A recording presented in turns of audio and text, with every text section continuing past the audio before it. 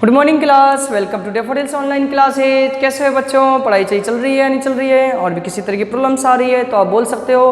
तो स्टूडेंट्स, एक बार दोबारा हम अपने उस टॉपिक पे मिल रहे हैं जहाँ पर कल हमने आपको छोड़ा था सीवी रमन, चंद्रशेखर वेंकट रमन, जिसके बारे में मैं आपको बता रहा था।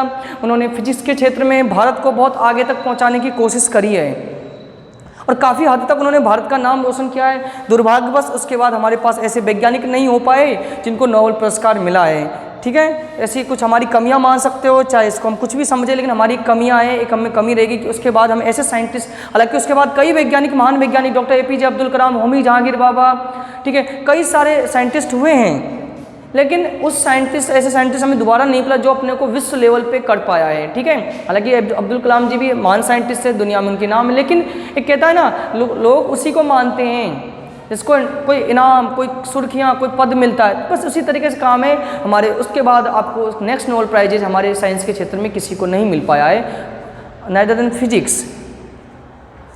आज हम नेक्स्ट टॉपिक पे जाते हैं, डॉक्टर होमी जहांगीर भाभा। आओ पढ़ते हैं इनके बारे में, ये कौन थे, क्या थे। Bhabha was not only a great scientist but also an art administrator and lover. He was an excellent artist and his painting are exhibited in British Art Gallery. Bhabha केवल महान वैज्ञानिक ही नहीं थे, यह अत्यंत कुशल प्रशासक, वो कला प्रेमी थे। भाभा उच्च कोटि के चित्रकार थे, उनके चित्र ब्रिटिश कला दीर्घाओं में सुरक्षित हैं। अभी भी भाभा पेंटिंग बनाने का मतलब उनको शौक रहा करते थे, साइंटिस्ट के साथ साथ वो पेंटिंग भी बनाते थे। नेक्स्ट इनकी जीवनी पढ़ते हैं। Doctor Homi Jehangir Bhabha was born on October 30, 1909 in prosperous Parsi family in Mumbai. Doctor Homi Jehangir Bhabha का जन्म 30 अक्टूबर 1909 को मुंबई के एक संपन्न पारसी परिवार में हुआ। His earlier study were in the Cathedral at John Connon School in Mumbai. At the age of 15, he entered Elphinstone College, Mumbai.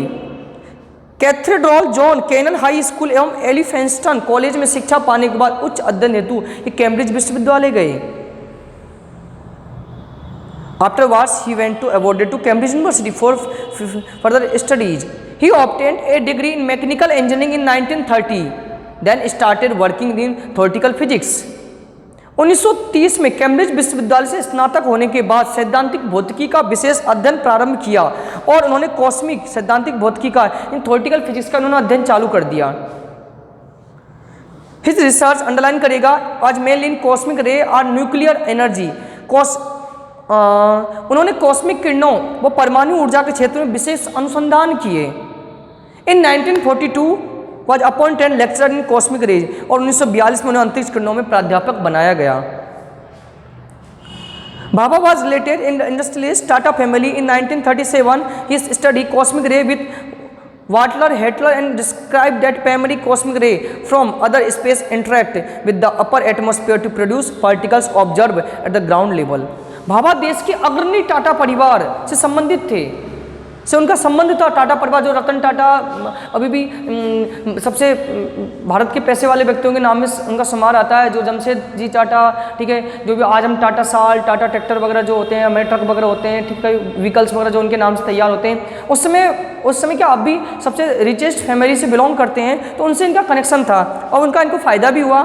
1937 में डब्ल्यू हिल्टर के साथ मिलकर कॉस्मिक किरणों का इन्होंने अध्ययन किया और बताया कि कॉस्मिक किरण, अंडरलाइन करिएगा, कॉस्मिक किरणें वे सूक्ष्म कण हैं जो बाह्य अंतरिक्ष से वायुमंडल में आते हैं और वायु कणों से क्रिया करके इलेक्ट्रॉन के समान कणों का फव्वारा उत्पन्न करते हैं। इन्होंने बताया कि कॉस्मिक किरणें क्या है। The particle interact with the air particle, वायु से क्रिया करते हैं, produce showers of the particles like electron, और इलेक्ट्रॉनों की तरह वो भी फव्वारा उत्पन्न करते हैं। He discover this nuclear particles which are afterwards known is meson, underline करिएगा, भाभा ने इन नाभिकीय कणों को खोजा जो बाद में मेसोन कणों के रूप में जाने लगे। He was the instrumental in establishing Tata Institute of Fundamental Research TIFR in 1945 with the help of Dorabji Tata. सन 1945 में 1945 में Tata Institute of Fundamental Research की स्थापना हुई। देश की स्वतंत्र होने के उपरांत 1948 में परमाणु शक्ति आयोग की स्थापना हुई और भाभा जिसके अध्यक्ष बने।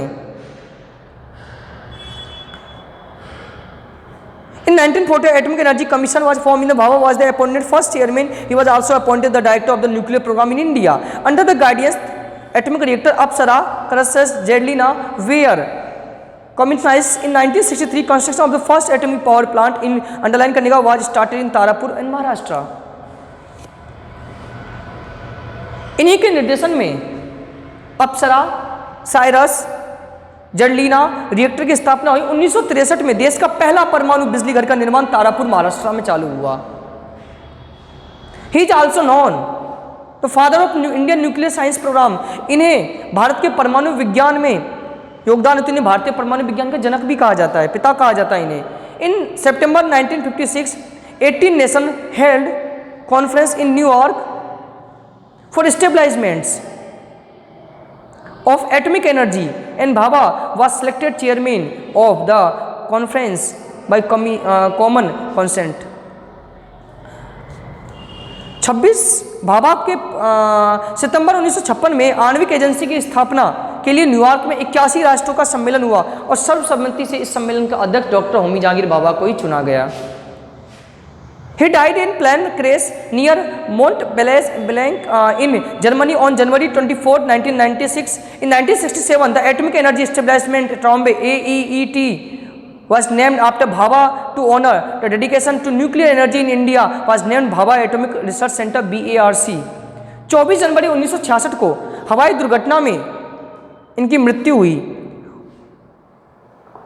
1967 में परमाणु शक्ति संस्थान ट्रॉम्बे का नाम बदलकर भाभा के समर्पित कार्य एवं सम्मान व श्रद्धांजलि के रूप में भाभा परमाणु अनुसंधान केंद्र उसका नाम कर दिया गया।